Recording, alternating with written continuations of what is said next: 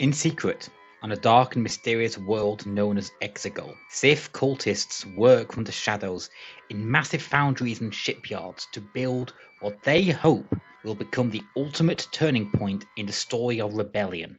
Working covertly with both the First Order and well-connected shipwrights and corporations, many members of said corporations were also part of the Sith Eternal. It is clear then that the Sith Eternal has its claws rooted in all of the main power players of the galaxy. But how did they amass such a large fleet? We know that they are based on old cruisers, not just because of their exterior shell, which in my opinion does not provide enough proof. However, Rose Tico is tasked with studying old specs of Imperial Star Destroyers, meaning that they are, at the very least, partially based on old technology.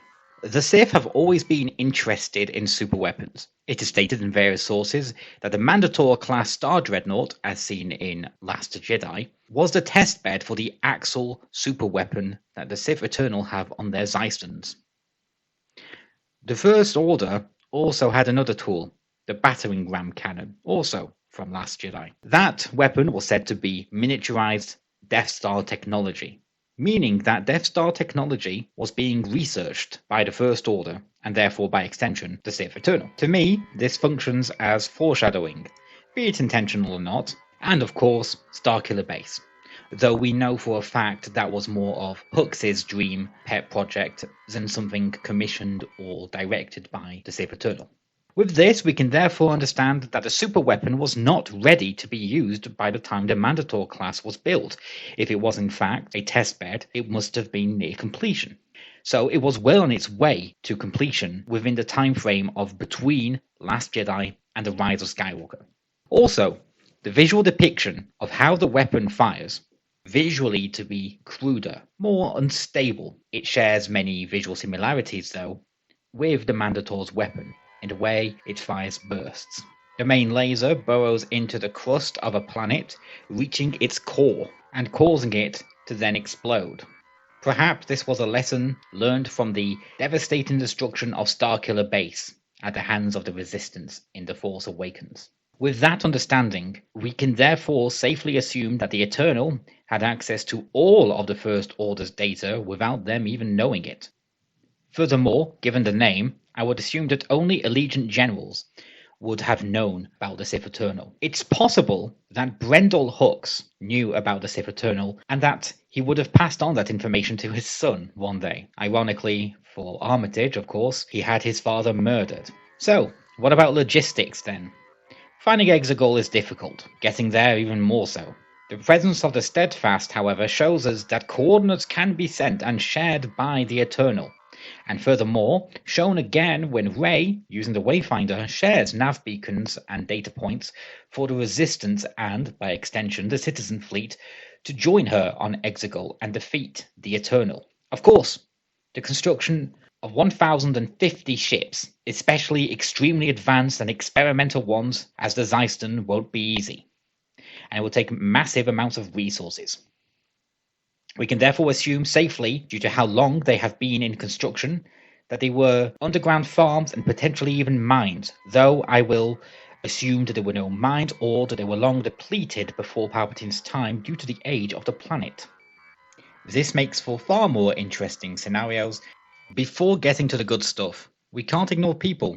After all, you can't have logistics without people. Judging only by what's shown, we see that there appears to be at least 2 social groups or castes on Exegol. Military, with its officers, technicians, pilots, and soldiers, so the Sith troopers and the bridge crew and the like. Scientific and religious, those encountered by Kylo Ren at the start of the movie, and when Rey confronts the Emperor, we see people in the Colosseum.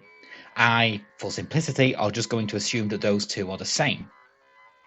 This shows us that the planet is indeed rather large, and I imagine that there are more cultists left unseen. There might even be more social groups or sects or whatever. So that is going a bit too far down speculation, and I would rather keep it only to things explicitly shown in the film or explicitly stated in expanded media. And so now the good stuff. Where did they get all of those raw, untamed resources? They could, of course, come from the planet, but like I said, I am choosing to ignore that right now, for various reasons. Whilst the most simple, I think is also the most unlikely due to the planet's age. We know for a fact that their benefactors, the First Order, and especially their corporate collaborators, contributed greatly to their efforts.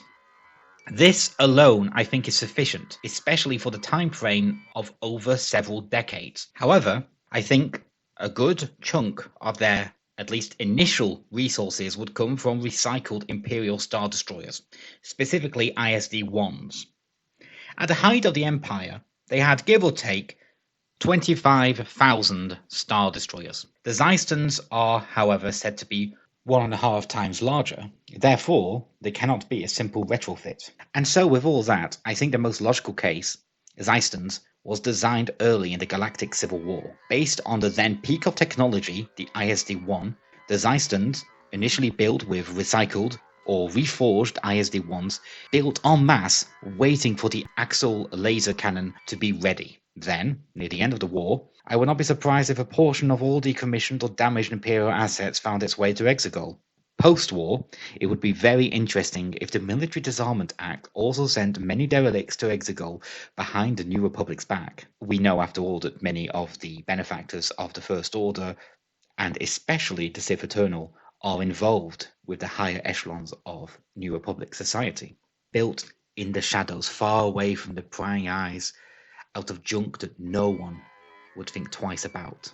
In turn, making the Xyston the evil twin of the Starhawk, but also making Exegol as a planet a twisted inversion of Jakku, where instead of dead memories left to rot in a desert, here its old nightmares rising once more.